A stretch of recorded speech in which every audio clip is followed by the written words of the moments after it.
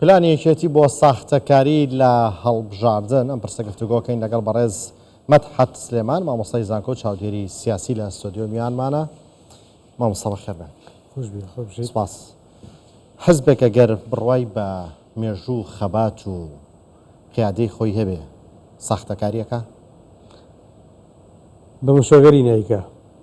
و حیزبێکیش ئەگەر پلانی هەبی بۆ داهاتووی نەتەوەکەی بۆ داهاتووی کوردستان هەر ساختەکاری ناکە. لەبەرەوەی تو من سەیری بانگەشەیەم و حیزبەکان دەکەم.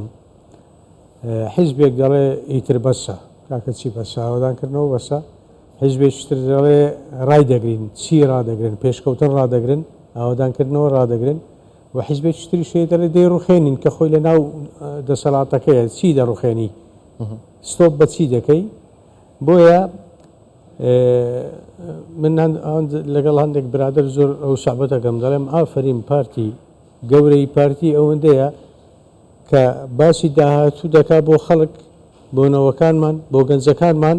بەڵام حیزبەکانی تر هەموو خەریکن بە پارتی چۆن تەشیری پێ بکەن چۆن لەکەداری پێ بکەن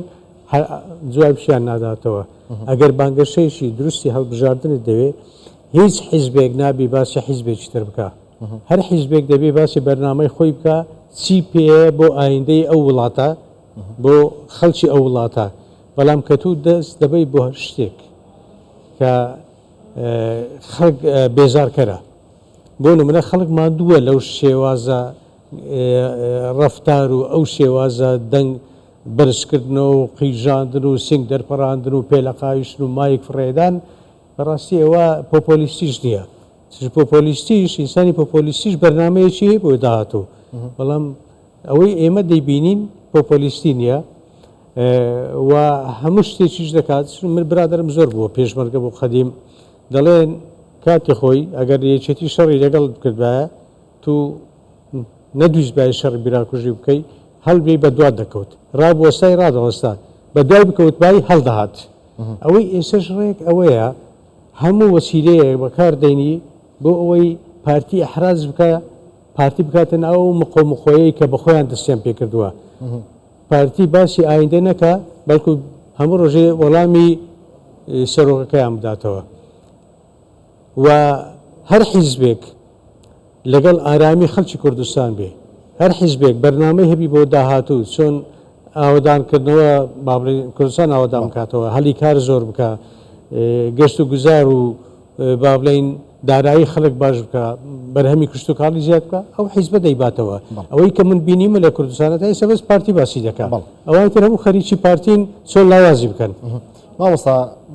کەوکو ئەوترێ و بێگومان بەردەوامیش باس کراوە لە ساڵانی لە هەڵبژاردنەکانی ڕابردووە کە یەکێتی ساختەکاری کردووە لە هەڵبژاردن بە ساختەکاری و نەشگەشتە نیوەی پارتی دیموکراتی کوردستان. ئەبێت دڵیان بە چی خۆش بێ کە ناتوان بە ساختەکاریشەوە نیوەی پارتی دیموکراتی کوردستان تێپەڕێت. ئێمە با لە بیرمان نەچی یەکەم هەڵبژاردنی کوردستان 51 بە 49 بوو، یەکێتی و زەحمەت کێشان بوون.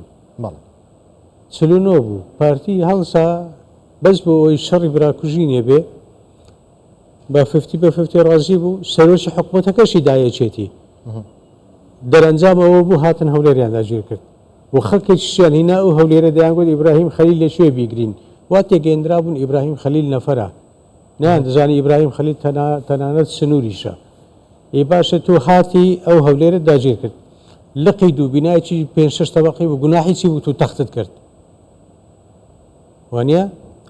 ئەو خەڵکە گوناحی چی بوو دەدویست لەو شوێنەی ئێستا خۆشترین پارچی هەولێرە دەدویست قەڵایەک بە تەرمی پارتیەکان دروستکەی. ئەو شۆفەڵاوی سیاسەتی ڕابردوو ئەو شۆفەڵا لەوەوە دەستی پێکردی بۆ ئێستش بەبێ بڕیاری دادگا هیچ بڕیارێک دەبێ سەرۆکی حیزبێک بڕیاردا ماڵی هەر کەسێک لەو لەگەڵ یان نەبێ ماڵەکەی تەختکە کەواتە حەزیان لێ بە یاساییە حەزیان لەوەیەکەوە هەر خۆیان حاکم بن وەکو حیزب. تووشی تو ئایا دەوڵەت مەداری دەکەی یان حیزباتی دەکەی. ئێستا لەوێ حیزب بۆتە بەدیلی حکوومەت بە ئاشکرا شەندەگەندا پەرلەمانیان دەڵێ تا زۆنەکە لە دێگەڵە کۆتایی پێدە یا لە حکوومەت لەولا قسەی ناڕوە کەواتە تو ئەوەندەی خەریکی حیزبایەتی ئەوەندەی دەتەوێت حیزبایەتی زاڵکەی بەسەر خەڵکدا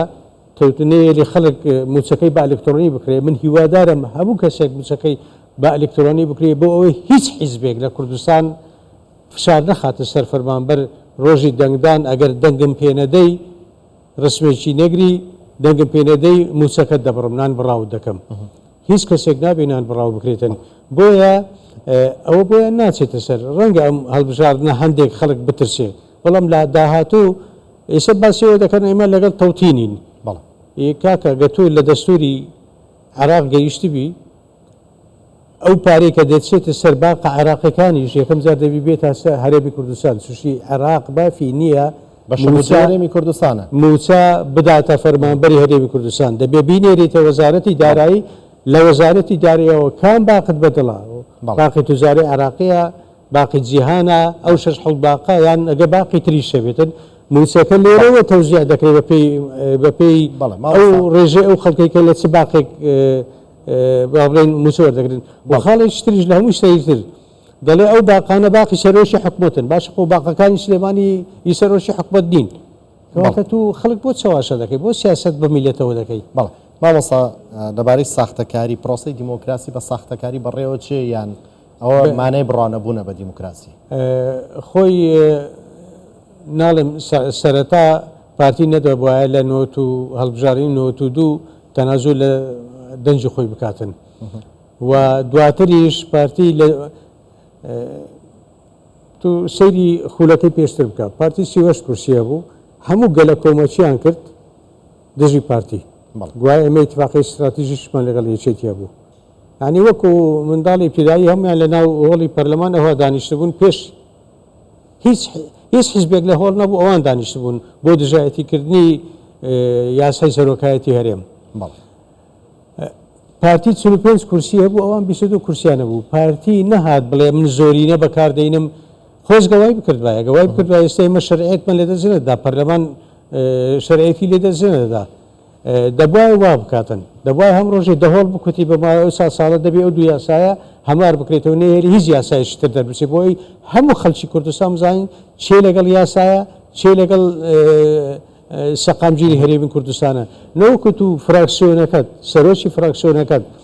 بچێتە دادگای فیدرالی شکایەت بکە لە بەغدا دژی سەرۆکی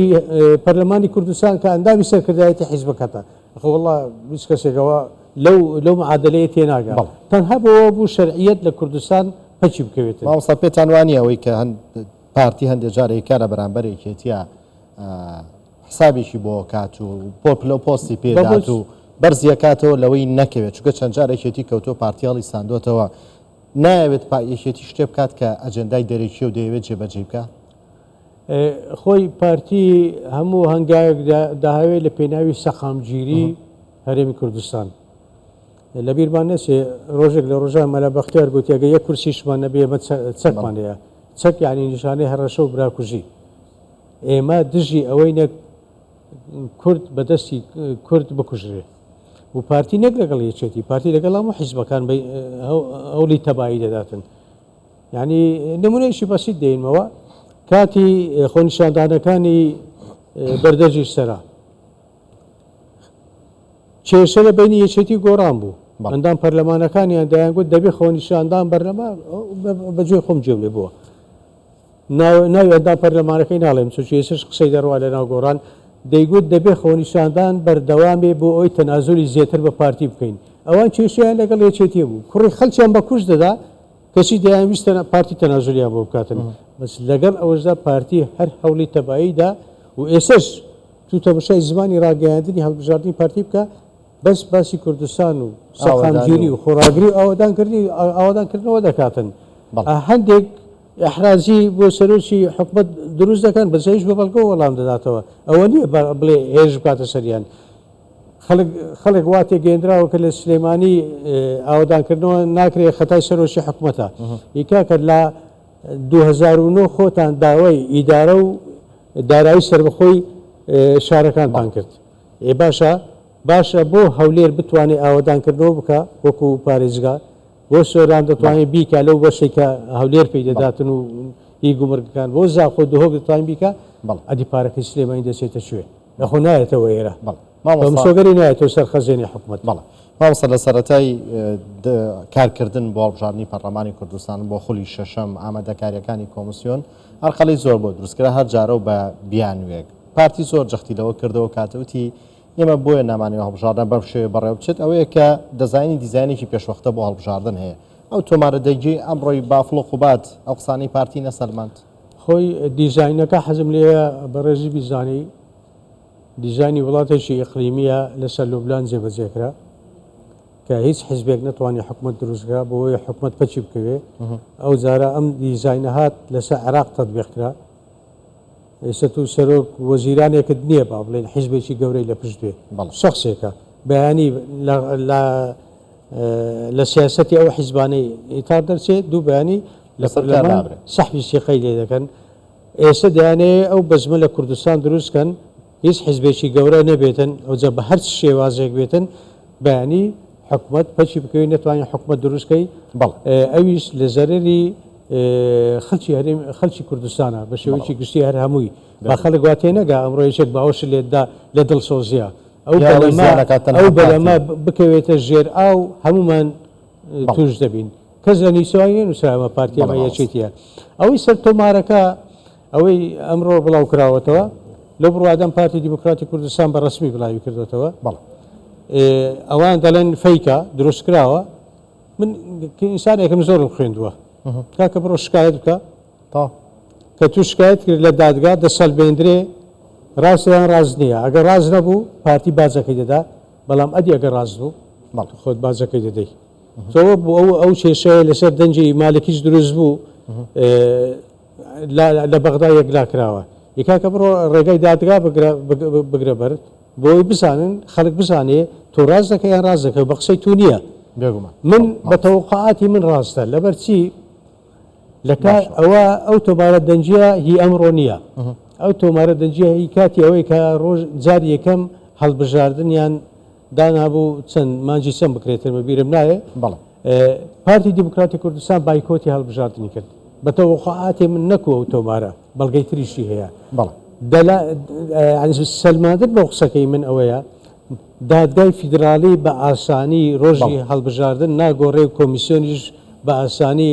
ڕۆژی هەڵبژاردن ناگۆڕێ ئەگە پارتی ئەو مستەمسەکانەی نەدابێتە بەغدا مسۆگەر بە بەغدا ژەوانەی هەموو دیاسە کردووە اینجا هەڵبژاردن کەوتە بیستیدا ڕێز مەدحەت سلێمان مامۆستای زانکۆ چاودێری سیاسی سپاس بۆ ئامادەبوونتان بەکەرات.